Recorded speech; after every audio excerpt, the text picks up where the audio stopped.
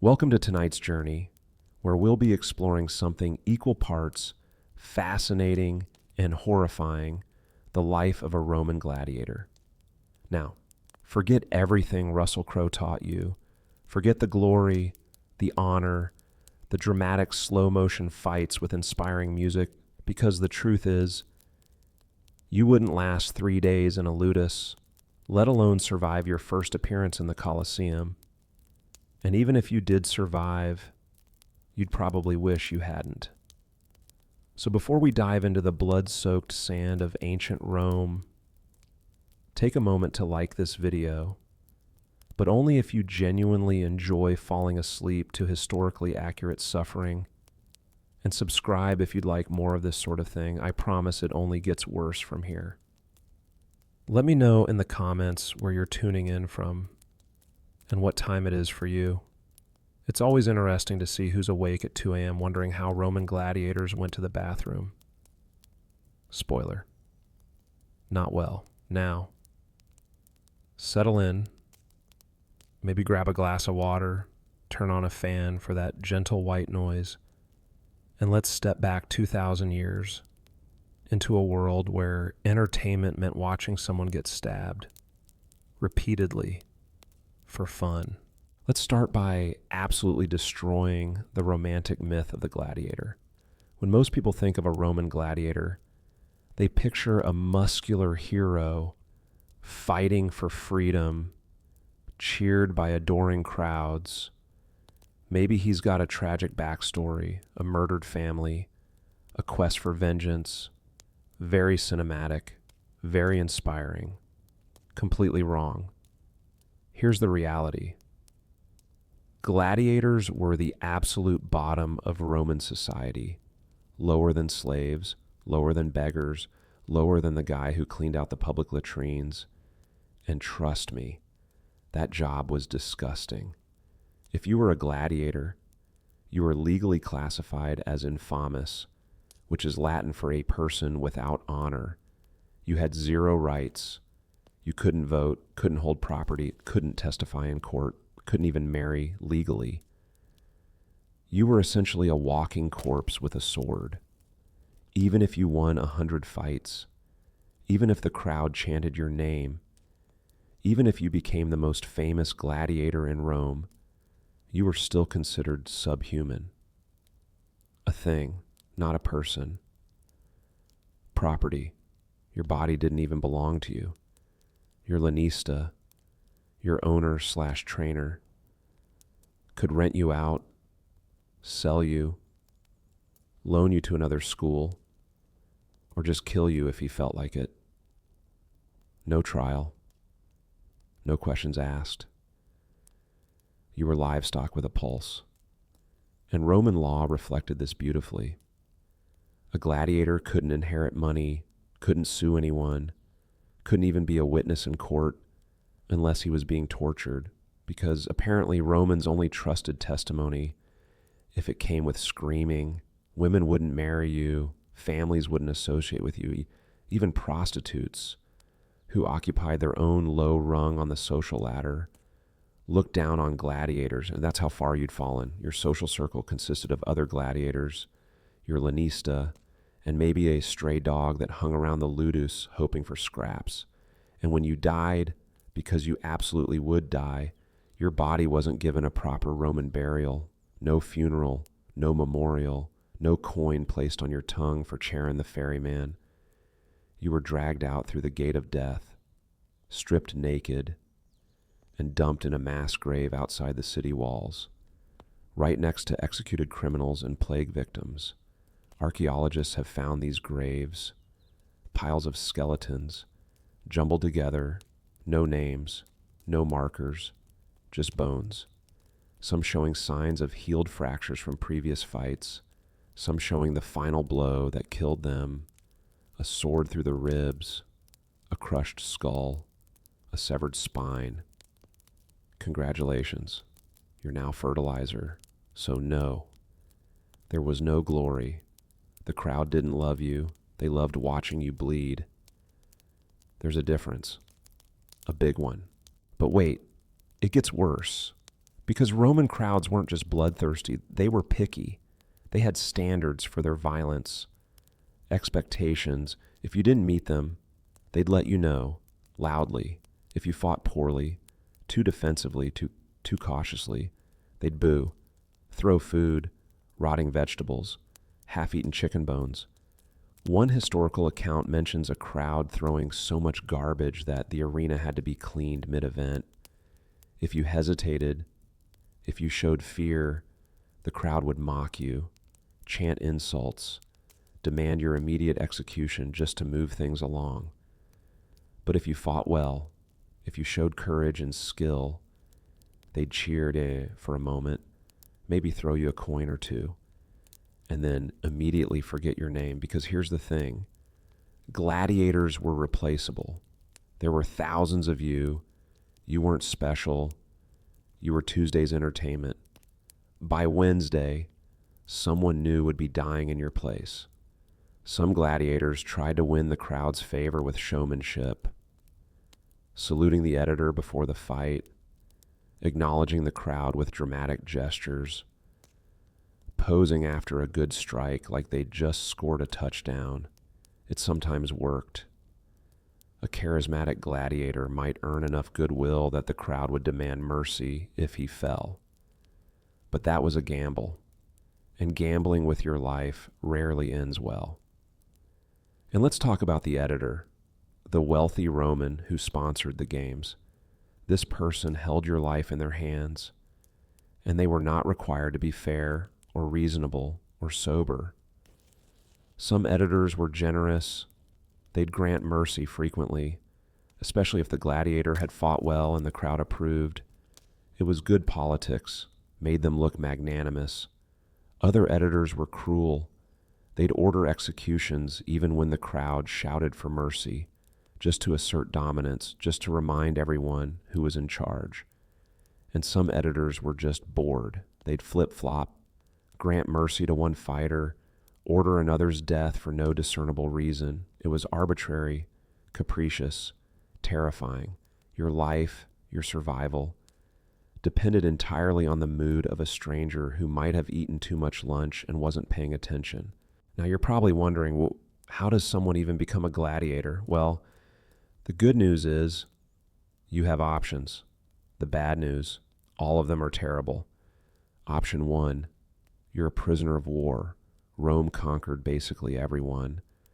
Gauls, Germans, Britons, Thracians, Dacians, Numidians, whoever had the misfortune of being on the wrong side of a Roman legion. And when Rome won, which it usually did, it took prisoners, thousands upon thousands of them. After a major victory, a triumph would be held in Rome. The conquering general would parade through the streets, showing off the spoils of war, gold, exotic animals, captured weapons, and prisoners, chained together, marched through the city while crowds jeered and threw things. Some prisoners, usually the leaders and nobles, would be executed publicly as part of the triumph, strangled in the Tullianum, a tiny underground prison, while the crowd celebrated outside. The rest, the common soldiers, the unlucky survivors, were sold into slavery.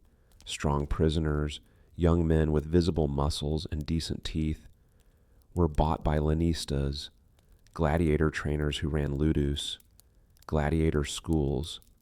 Think of a lanista as a combination between a used car salesman, a fight promoter, and a slaughterhouse owner. They bought human beings in bulk, trained them just enough to not die instantly, and rented them out to wealthy Romans who wanted to throw games. If you were a prisoner of war, congratulations. You no longer have a choice in anything, ever again. Your old life, your family, your home, all gone. You were Roman property now, and property doesn't get opinions. Some prisoners adapted. They learned Latin, learned to fight, became gladiators. A few even became successful, though successful gladiator is a bit like saying successful crash test dummy. Others never adapted. They fought poorly, died quickly, and were forgotten immediately. Option 2, you're a criminal. Rome had a lot of crimes. And even more punishments. If you murdered someone, stole from a temple, deserted from the army, committed arson, or just annoyed the wrong senator, you could be sentenced to death. But Rome also had a sense of theater. Simple executions were boring, so they created ad bestias, to the beasts, and damnatio ad gladium, condemnation to the sword. Ad bestias meant you were thrown into the arena unarmed and released alongside hungry lions, bears, leopards, or other large angry animals who hadn't been fed in a while. The crowd loved it. It was halftime entertainment, something to watch during lunch while waiting for the real gladiator fights. You'd run, obviously, but the arena was enclosed. There was nowhere to go. The animals were faster, stronger, and very motivated. Most criminals died within minutes, mauled, torn apart, screaming. The crowd barely noticed. They were eating, chatting, placing bets on the afternoon matches. Damnatio ad gladium was slightly different. You were given a weapon, usually a wooden sword or a dagger, and forced to fight trained gladiators or other condemned criminals until you died. Notice, until you died, not until you won. There was no winning. You fought, you bled, you collapsed, and then the next criminal took your place. This was the Noxi, the condemned, and they were treated as disposable filler content, the ancient Roman equivalent of YouTube ads. Some criminals were given a choice: execution or the arena. A few idiots chose the arena, thinking they had a chance, thinking maybe they'd survive, become gladiators, earn freedom. They did not. The arena wasn't an opportunity. It was a death sentence with extra steps. And then, option 3, the absolute wildest option. You volunteered, yes, free Roman citizens, men with actual legal rights, the ability to vote, the protection of Roman law, would willingly, deliberately, inexplicably sign a contract selling themselves into gladiatorial slavery. Why? Because they were broke, starving, drowning in debt, because their farms had failed, their businesses collapsed, their families were dying, and becoming a gladiator meant food, shelter, and the microscopic possibility of prize money. It was the ancient Roman version of selling your organs, except worse, because you were selling your entire future, your freedom, your dignity, and very likely your life. The contract you signed was called the Auctoramentum, and it was legally binding, irrevocable. You couldn't change your mind, couldn't quit, couldn't say, actually, this was a terrible idea. And the language of the contract was brutal. It literally included a promise to endure branding, binding, beating, and death by the sword. If your lanista demanded it, you swore an oath, the Sacramentum Gladiatorium, pledging your body and life to the ludus. You became property, willingly. Some volunteers were desperate young men with no other options.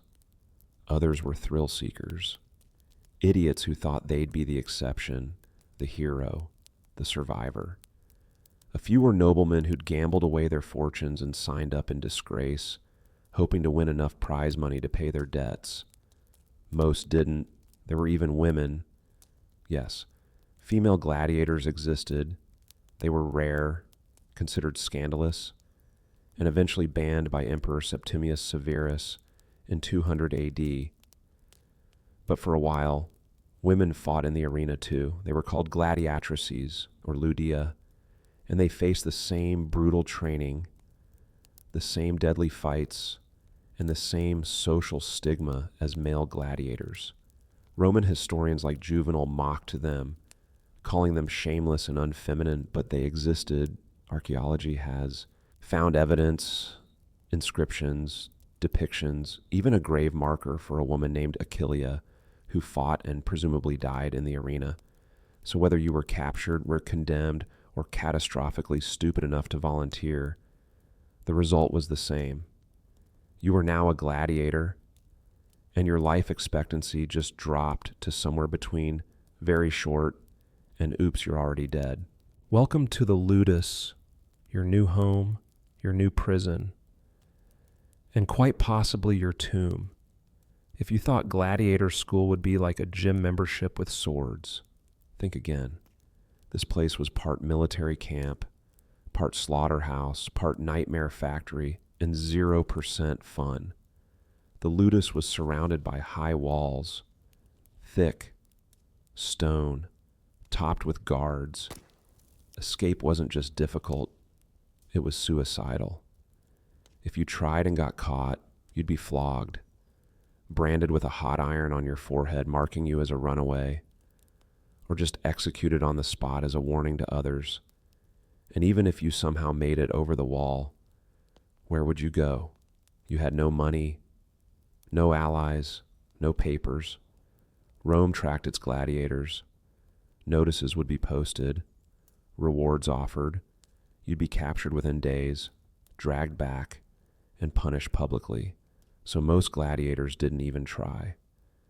They just accepted their fate and tried to survive. Inside the walls, the ludus was its own brutal little world. There were barracks, rows of tiny cells, each one barely big enough to lie down in. No windows, no privacy, just a stone floor, a thin straw mat, and chains. Yes, chains.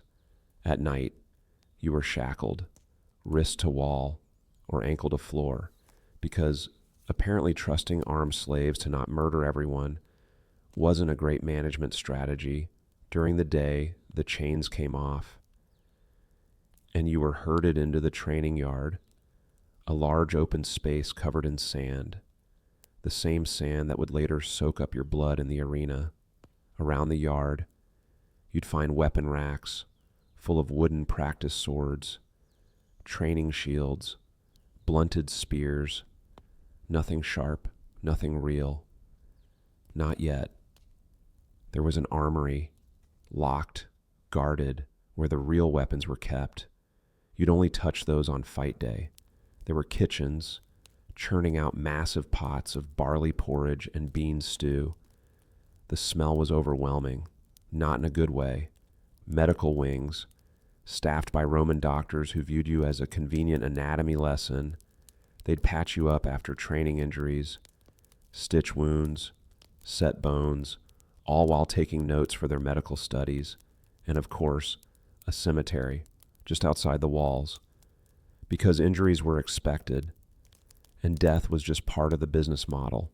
The most famous ludus was the Ludus Magnus in Rome, the largest gladiator school in the empire. It was located right next to the Colosseum, connected by an underground tunnel. Imagine that. You'd wake up in your cell, eat your sad breakfast of barley mush, and then walk through a dark stone hallway, hearing the echo of your footsteps, the clink of chains, the breathing of the other gladiators around you, knowing that in a few minutes you'd emerge into blinding sunlight and the roar of 50,000 Romans screaming for blood. No escape, no delay, just a straight path from your cell to potential death. Efficient, terrifying, very Roman. Your lanista owned you, but he didn't personally train you. That job belonged to the doctoress, retired gladiators who had survived long enough to stop fighting, or at least stop fighting in the arena. These men were not your friends. They were harsh, brutal, and deeply unsympathetic to your fears, because their job was simple: turn terrified prisoners into fighters who could last at least 5 minutes without dying immediately. Every gladiator who died too fast was money lost. And lanistas hated losing money more than they hated, well, anything. So the doctores drilled you relentlessly, mercilessly, hours every single day, no breaks, no weekends, no sick days. You'd start at dawn, before the sun was fully up, sometimes before you'd even eaten, because apparently training on an empty stomach builds character, or at least keeps you too dizzy to complain. First, conditioning, running laps around the yard, carrying weights, doing push-ups until your arms gave out, then doing more, then weapons training. You'd be handed a rudis, a wooden practice sword, heavier than a real gladius to build strength, and pointed toward a palus, a thick wooden post planted in the ground. Your job, hit it over and over and over, thousands of times, until the movements became muscle memory, until you could strike accurately without thinking. The doctoress would watch, criticize, sometimes demonstrate, often just hit you with a stick if you were too slow. Faster, whack. Higher guard, whack. You call that a thrust? My grandmother stabs better. Whack. Positive reinforcement was not part of the curriculum. If you hesitated, if you didn't take it seriously, if you showed weakness, the punishment was immediate. Beatings, starvation, public humiliation. One account describes a trainee who refused to practice. The doctoress stripped him, chained him in the yard, and left him there overnight as an example. By morning, he was begging to train. But here's the strange part. Despite the brutality, despite the beatings and the fear, the Lanistas actually wanted you to survive. Dead gladiators were worthless. Injured gladiators cost money in medical care and lost opportunities. So you were fed, not well, but better than most slaves. Your diet was heavy in barley, endless barley, barley porridge for breakfast, barley bread for lunch, barley soup for dinner, so much barley that gladiators were mockingly called hordearii, barley men, beans too, lentils, chickpeas, occasionally some dried fish or cheese if your lanista was feeling generous, but mostly carbs, cheap, filling, designed to bulk you up fast. The goal wasn't to make you healthy or athletic. It was to add a layer of fat over your muscles, because fat stops sword cuts from going too deep. It was cheap armor. You were being fattened up like livestock before slaughter, which, honestly, isn't that far off. Medical care at the ludus was interesting. Roman doctors were fascinated by gladiators because you were one of the few legal ways they could study human anatomy. Dissecting corpses was mostly forbidden, but patching up wounded gladiators, perfectly acceptable. So if you got injured in training and the doctors would stitch you up, set your broken bones, try experimental treatments, not because they cared about you as a person, but because you were valuable property. And also a really interesting science experiment. The physician Galen, one of the most famous doctors in Roman history, started his career as a physician at a gladiator school in Pergamon. He learned anatomy by treating sword wounds, fractures, dislocations, concussions. He'd later write about gladiators with clinical detachment, describing their injuries in detail, noting which wounds were fatal, which could be survived, how long it took for certain injuries to heal. To him, you weren't a person, you were data. But this also meant the medical care was surprisingly decent. For the time, doctors knew how to clean wounds, stitch deep cuts, splint broken bones. They even understood basic infection control, washing instruments, using wine as an antiseptic. If you survived an injury, you'd be given time to heal, weeks, sometimes months, because a gladiator who couldn't fight was a gladiator who couldn't earn money. But there was a limit. If your injury was too severe, if you'd never fight again, you'd be discarded, sold off as a farm slave, or just abandoned, left to beg on the streets with your scars and useless limbs. The ludus wasn't a charity, it was a business, and businesses don't keep unprofitable inventory. After weeks or months of brutal training, of hitting wooden poles until your hands bled, of running laps until your lungs burned, of eating endless barley until you hated the very concept of grain, you'd finally be assigned a class, a fighting style based on your size, your speed, your build, and how much your lanista felt like investing in armor for you. There were many types of gladiators, each with distinct weapons, armor, and tactics.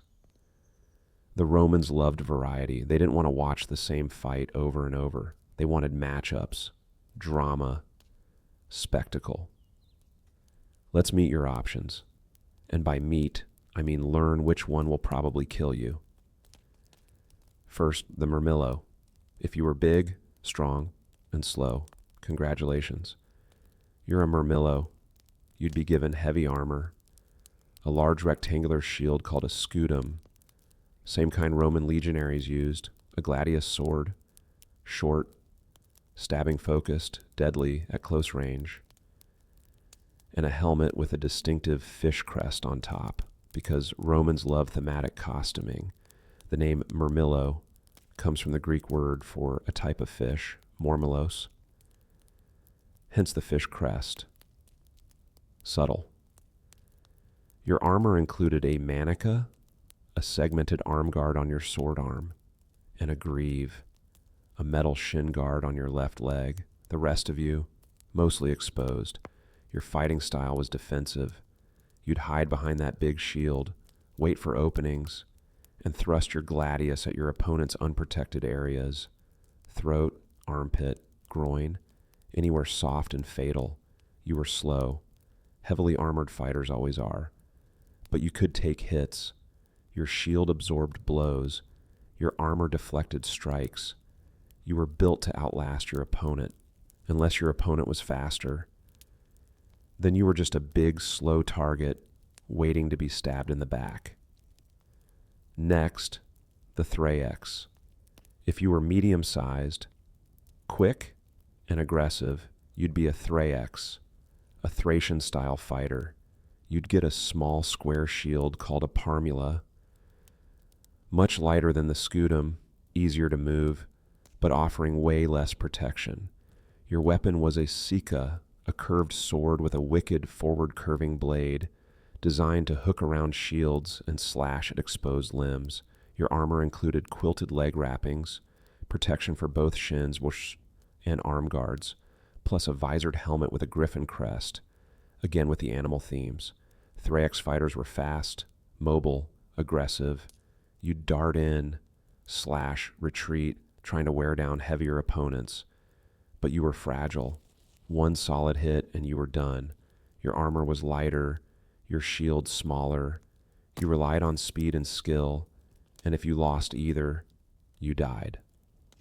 Then, the retiarius, the most distinctive and most vulnerable, gladiator class. If you were fast, clever, and apparently bad at making life choices, you'd be a retiarius. Your equipment, a weighted net, a trident, a dagger called a pugio, and almost no armor, yes. You'd fight nearly naked, just a loincloth, a shoulder guard called a gallerus on your left arm, and that's it. No helmet, no chest protection, nothing. Your strategy was simple. Throw the net, tangle your opponent, stab them with a trident while they're helpless. Easy.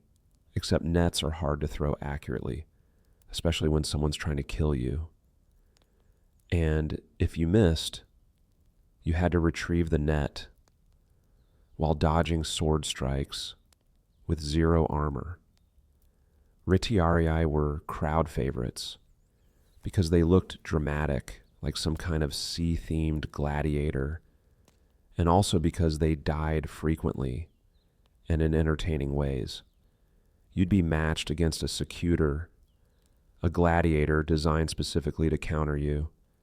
And that brings us to the secutor, the retiarius hunter. If you were big, tough, and assigned to kill fishmen, you'd be a secutor. Your helmet was smooth, egg-shaped, with tiny eye holes, specifically designed so a net couldn't catch on it. You'd carry a large shield and a gladius, similar to the murmillo, but your entire fighting style was built around one goal: close the distance with the retiarius and stab him before he nets you. You were slow, heavily armored, half blind due to the tiny eye holes, but nearly immune to the retiarius's main weapon. The matchup was strategic: speed versus armor, net versus shield. It was chess, except with more stabbing. There were other classes too, less common, but equally deadly. The hoplomachus fought with a spear and a small round shield, lightly armored, fast, relied on reach. The Dimicaris, dual-wielded swords, no shield, pure offense, very flashy, very dead, very quickly. The Esidarius fought from a chariot, yes, chariots in the arena. It was as chaotic as it sounds. The Provocator fought other provocatories in matched duels, same armor, same weapons, pure skill matchup. Each class had strengths, weaknesses, and a specific role in the grand theater of the arena. And once you were assigned your class, your real training began. Learning not just how to fight, but how to fight your specific opponent, how to move in your armor, how to kill efficiently, and most importantly, how to entertain while doing it. Because here's the thing, Romans didn't just want violence. They wanted theater, they wanted spectacle, drama, moments they'd talk about for weeks. So gladiators were taught choreography, how to salute the editor before the fight, how to acknowledge the crowd with raised weapons, how to pose after a successful strike. If you landed a good hit, you'd step back, raise your weapon, turn to the crowd, let them cheer.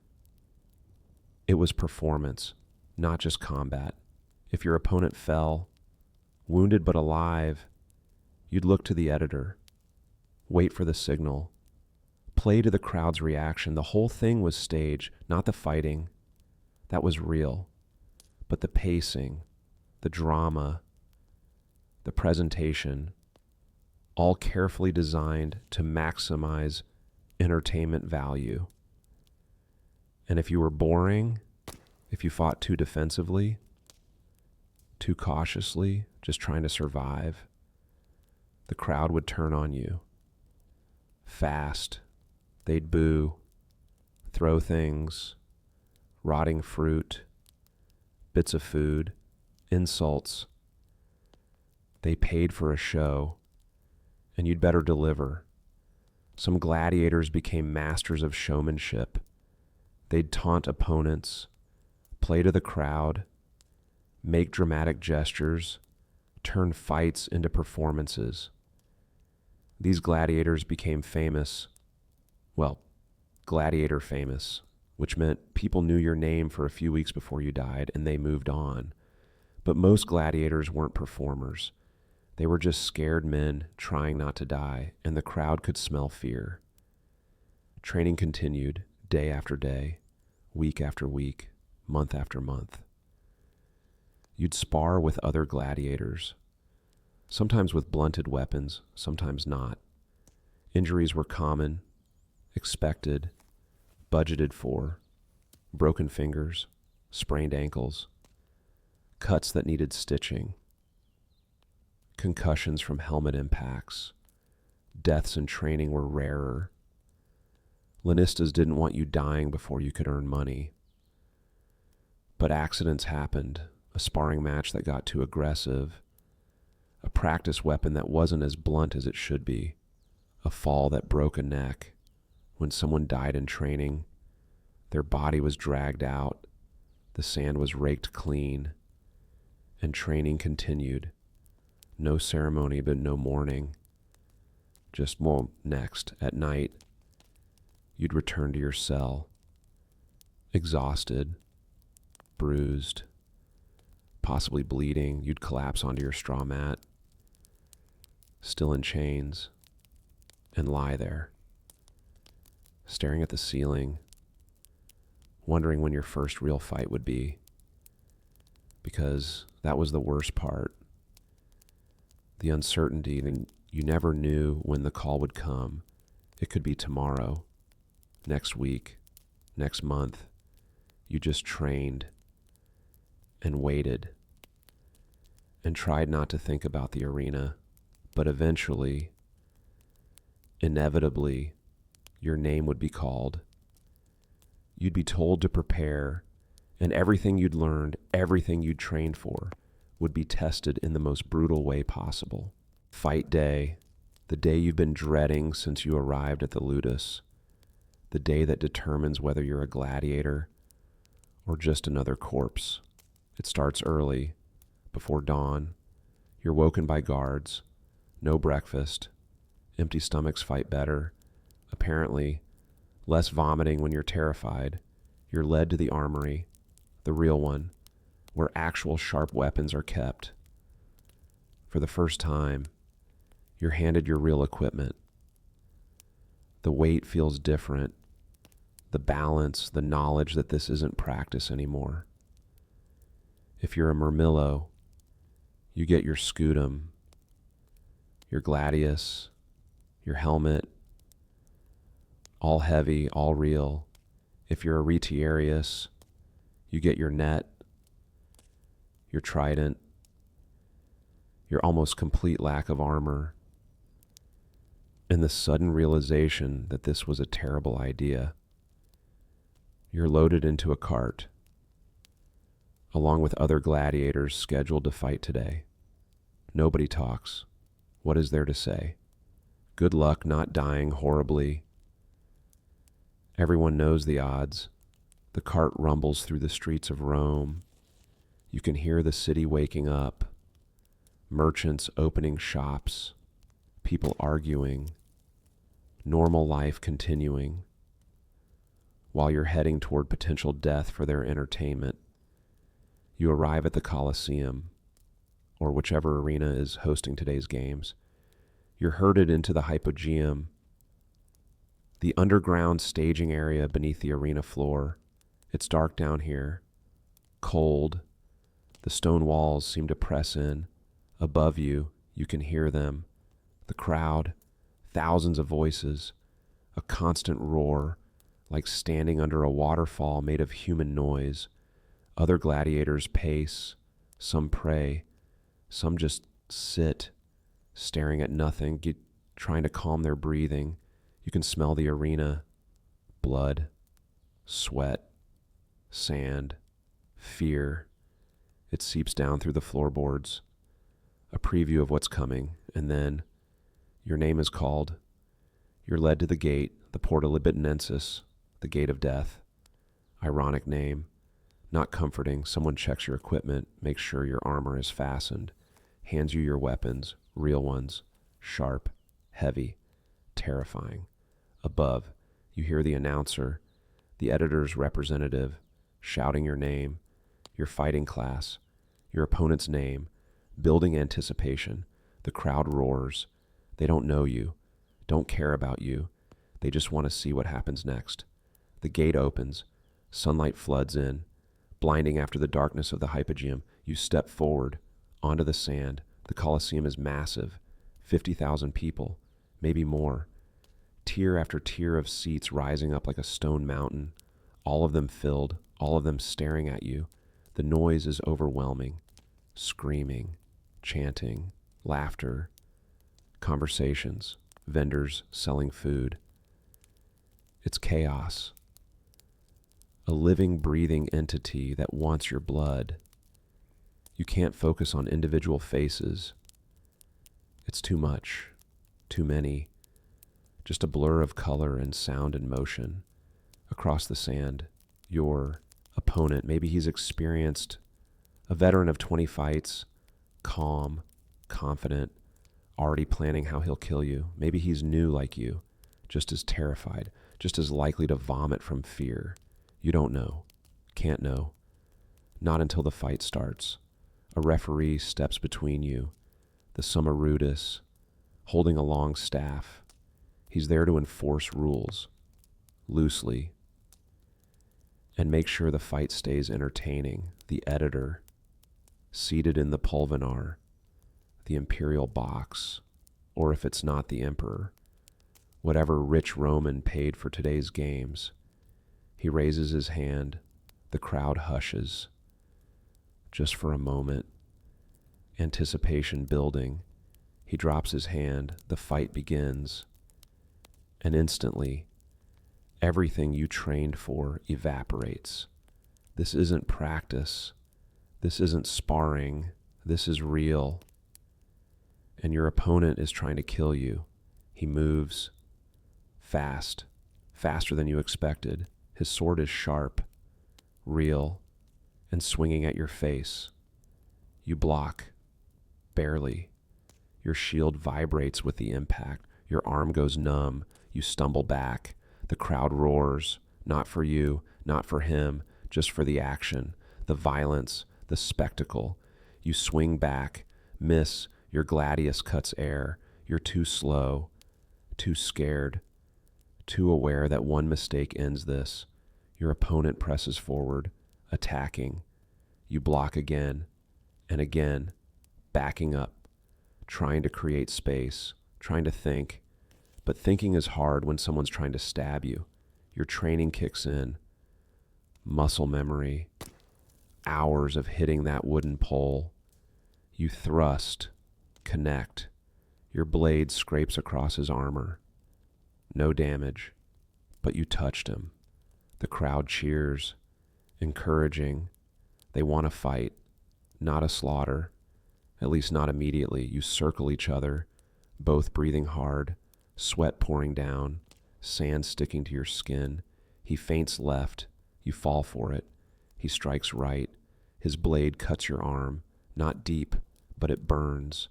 Blood runs warm down your skin. The crowd screams. First blood. They love first blood. You're wounded. Not badly, but enough to know this is real. This can end badly. Most gladiator fights didn't last long. Hollywood shows 20-minute duels with dramatic pauses and emotional speeches. No, most fights were over in 5 to 10 minutes, sometimes less. Combat is exhausting. Armor is heavy. Fear burns through your energy faster than anything. Within minutes, both fighters are gasping, drenched in sweat, arms shaking from exertion. One of you will make a mistake, slip in the sand, block too slowly, misjudge a distance. And that mistake will be fatal. If you're skilled, if you're lucky, if the gods favor you, you might land a decisive blow first, a thrust to the throat, a slash across the leg that severs an artery, a strike that drops your opponent. If not, you'll be the one falling, bleeding, staring up at the sky and wondering how it came to this. And if you fall, if you're wounded, disarmed, too exhausted to continue, you have one option left: beg for your life. You drop your weapon, raise one finger, the signal of surrender, ad digitum, the universal gesture of please don't kill me. You look up, past your opponent, past the referee, to the editor. The crowd reacts instantly, violently. Some scream, Mita, let him go, release him. He fought well. Others scream, Ugula, kill him, cut his throat. We want blood. It's a wall of noise, contradictory, chaotic, democracy at its most primal. The editor considers. He looks at you, bleeding, defeated, pathetic. He looks at the crowd, gauging their mood, their energy. He looks at his ledger. How much did you cost? Are you worth saving? And then he decides, if he raises his thumb or makes a dismissive wave, misses, you live, you're granted mercy. You get to crawl off the sand and fight another day. If he signals death, your opponent steps forward. You're still on the ground, wounded, helpless. He places his blade at your throat or your chest, a precise killing spot. You might close your eyes, might pray, might just accept it. He thrusts, quick, clean, professional. You feel the blade enter, cold, sharp, then warmth, spreading, your blood soaking into the sand. The crowd cheers. Your opponent salutes the editor, acknowledges the crowd, walks away. Attendants dressed as Charon, ferrymen of the dead, approach with hooks and ropes. They drag your body toward the gate of death. The Porta Libitonensis, your corpse is stripped of armor, weapons reclaimed, body dumped outside. The sand is raked, fresh and clean, ready for the next fight, and the crowd, already forgetting your name, waits for the next bout. But let's say you won, you survived, you delivered the killing blow, and stood victorious. Congratulations. You're still a gladiator, still a slave, still property. You might receive a prize, a few coins, a palm branch symbolizing victory, the crowd's applause. For a moment, you might gain fame. People might remember your name for a week, maybe two. But you're not free. Winning one fight doesn't earn freedom. You'd need to win dozens, survive years. And even then, freedom wasn't guaranteed. Some gladiators won their freedom after many victories. They'd be granted the rudis, a wooden sword symbolizing retirement, freedom. But most never got there. They'd win 5 fights, 10 fights, 15, and then one day they'd lose, and that would be the end. So, what were your actual odds of survival? Historians have studied this extensively, analyzing gladiator graves, Roman records, graffiti inscriptions, and the data is grim, but not as grim as you'd think. Most gladiators didn't die in their first fight. The survival rate for a debut match was around 70-80%, because Lanistas didn't want to waste investments, and crowds preferred skilled fights over instant slaughter. But here's the catch. That 70% only applies to fight number 1. Every fight after, the odds worsen. Fight 10, about 50% cumulative chance you're dead. Fight 20, 70% chance. Fight 30, you're either incredibly skilled, incredibly lucky, or both, and you're still probably going to die soon. The best gladiators, the legends, fought 30, 50 times over careers spanning 5 to 10 years. One famous gladiator named Flamma fought 34 times, won 21, drew 9, lost 4 times. He was offered freedom 4 times, the rudis, and refused every time. He died in the arena at age 30 because fighting was all he knew. Another, named Hermes, was called the glory of his age, survived to retirement, but we don't know how long after or what became of him, because retirement wasn't a happy ending. Most retired gladiators had nowhere to go, no family, no skills except violence, bodies broken from years of combat. Some became trainers, doctores, staying at the ludus, teaching the next generation. Some became bodyguards for wealthy Romans, trading one form of violence for another. Some just disappeared. Beggars, drifters, men without purpose. And even if you survived, your body didn't. Broken bones that healed wrong, missing teeth, scarred faces, blind eyes, nerve damage, chronic pain. Gladiators aged fast. A 25-year-old looked 40. A 30-year-old looked ancient. So yes, you might survive your first fight, maybe your fifth, possibly your 10th, but the arena always won eventually. Now, as the night deepens and we drift away from the blood-soaked sand, let's talk about something the Romans built that wasn't designed to kill people. Let's talk about the engineering marvels, the infrastructure, the innovations that made Rome not just powerful, but functional.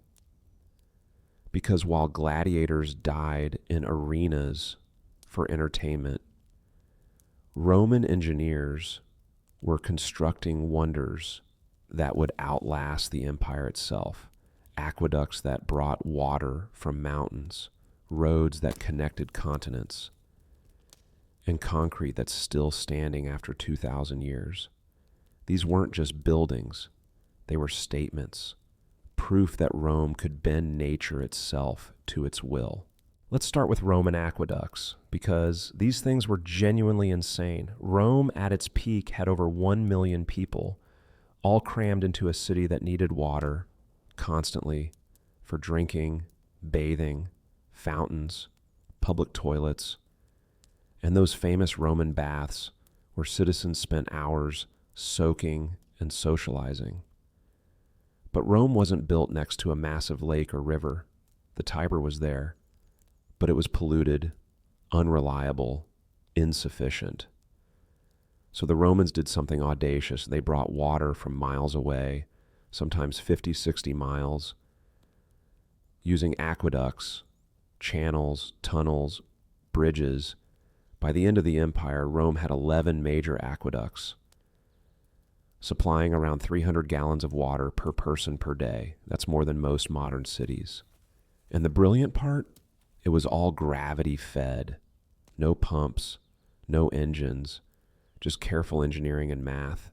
Roman engineers would survey the landscape using tools called groma and chorobates. They'd calculate the gradient needed, usually about 1 foot of drop per mile traveled. That's a slope of 1 in 5,000. Almost imperceptible, but essential. Too steep and the water flows too fast, eroding the channel, damaging the structure. Too shallow and it doesn't flow at all. It just sits there, stagnant. So they dig tunnels through mountains, bore through solid rock, build bridges across valleys, all to maintain that precise, gentle slope. The most famous example is the Pont du Gard in southern France, a 3-tiered aqueduct bridge, almost 50 meters tall.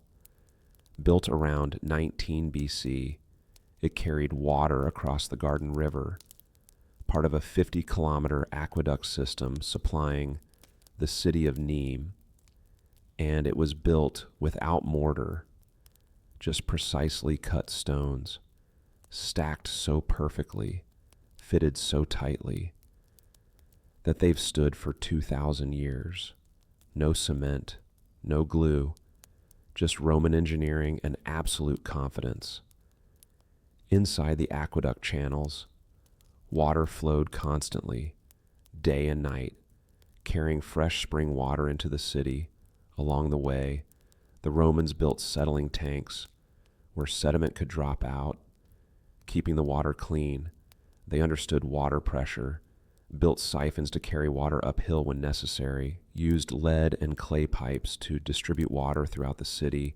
Public fountains appeared on every street corner, free water for everyone, rich and poor alike. Bathhouses received massive supplies. The baths of Caracalla alone could hold 1,600 bathers, all supplied by aqueduct water. Even private homes, for wealthy citizens, had running water piped directly into their kitchens and bathrooms. And when the Western Roman Empire fell, when armies collapsed and emperors fled, many of these aqueducts kept working. Some functioned for centuries after Rome's fall. Some are still standing today, silent monuments to a civilization that understood water is life and controlling it is power. Now let's talk about Roman roads, because these weren't just paths, they were the arteries of an empire. The Romans built over 250,000 miles of roads, stretching from Britain to North Africa, Spain to Syria, a network so vast and well constructed that many Roman roads are still in use today, buried under modern asphalt. And Roman roads were famous for one thing, being absurdly straight. Roman surveyors didn't believe in detours. If there was a hill in the way, go over it. A forest, cut through it. A swamp, drain it and pave it. Straight lines meant faster travel, quicker troop movement, efficient communication. And Rome needed efficiency because the empire was massive. Messages had to travel fast, armies had to deploy quickly, trade goods had to move constantly, so they built roads that would last not decades, centuries. Here's how they did it. First, surveyors planned the route using an instrument called a groma, a wooden cross with plumb lines hanging from each arm. They'd sight along the lines, mark straight paths across the landscape. Then workers, usually soldiers or enslaved laborers, would dig a trench, sometimes 3 to 4 feet deep, clearing away topsoil down to solid ground. Then came the layers, layer 1, statumen, large foundation stones, placed tightly, creating a solid base and allowing drainage. Layer 2, rudis, smaller stones mixed with gravel and mortar, packed down hard. Layer 3, nucleus, a layer of sand and small gravel mixed with lime, binding everything together. Layer 4, summa crusta, the surface, large flat paving stones called basalt, cut precisely, fitted so tightly you couldn't slide a blade between them. The road was crowned, highest in the center, sloping gently to both sides, so rainwater would run off into drainage ditches. No standing water, no erosion. Every Roman mile, about 4,800 feet, a milestone was placed, carved with distances to nearby cities, and the name of the emperor who built or repaired that section. These roads were maintained constantly by local governments and military engineers, potholes filled, stones replaced, drainage cleared, because Rome understood roads weren't just travel routes. They were strategic assets. A Roman courier could travel 50 miles a day on these roads with fresh horses at posting stations called mutationes, up to 150 miles in emergencies. Armies could march quickly. Supply trains could move efficiently. Information could flow across the empire in weeks instead of months. And even after Rome fell, the roads remained. Medieval kingdoms used them. Armies marched on them. Merchants traded along them. Napoleon's forces traveled on Roman roads. So did Allied troops in World War II. Modern highways in Europe and the Middle East often follow the exact routes of Roman roads because the Romans chose the best paths and built them to last. We're still driving on their blueprints 2,000 years later. And finally, the most mysterious Roman achievement, concrete. The Romans invented a type of concrete that was stronger, more durable, more resilient than anything we make today. And then the formula was lost for over 1,000 years. Modern concrete starts cracking after 50 years, needs replacement after 100, maybe. Roman concrete, still standing after 2,000 years, and it's gotten stronger. The Pantheon in Rome, built in 126 AD, has a dome made entirely of unreinforced concrete. It's still the largest unreinforced concrete dome in the world. No steel reinforcement, no supports, just Roman concrete, and it hasn't cracked. The Colosseum, Roman harbors, aqueducts, all built with this material, all still standing. So what was their secret for centuries? Nobody knew. Historians assumed it was luck or exaggeration or that Roman concrete wasn't really that good. But modern scientists started studying the ruins, taking samples, running chemical analyses, and they figured it out, sort of. Roman concrete was made with volcanic ash, specifically pozzolana, a type of ash found near Mount Vesuvius and other Italian volcanoes.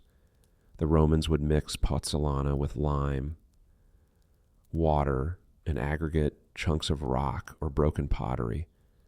The result was a chemical reaction, a pozzolanic reaction, that created an incredibly strong bond. But here's the genius part.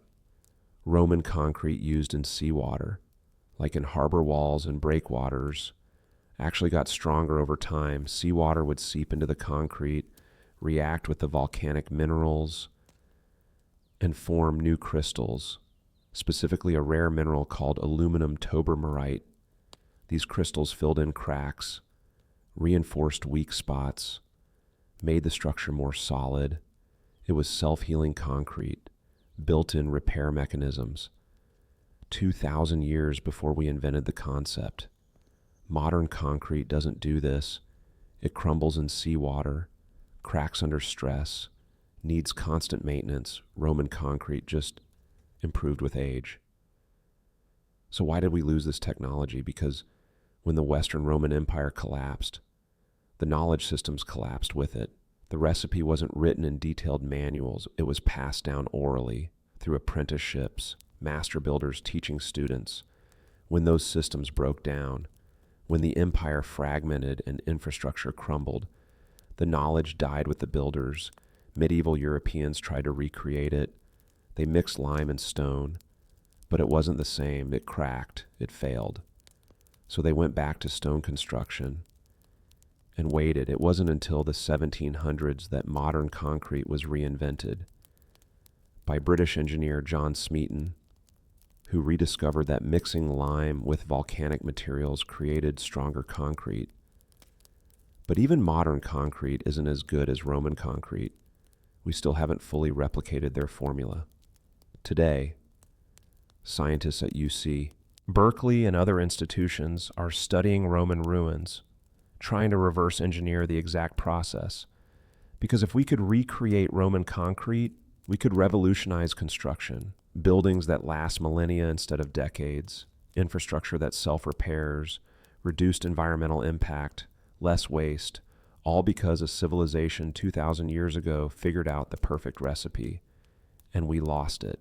And that's where we'll leave it tonight. The Romans built an empire on blood and brilliance. Gladiators fought and died in arenas, forgotten within days, buried in unmarked graves. But the aqueducts still stand. The roads still guide us. And the concrete, stronger now than when it was poured, silently mocking our modern attempts.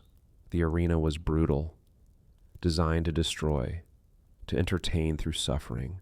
But the roads, the water, the buildings, those were built to endure, to serve, to connect. And maybe that's the real legacy of Rome. Not the violence, not the conquests, but the things they built that outlasted the empire itself. Sleep well. And thank you for joining me tonight on this journey through ancient Rome.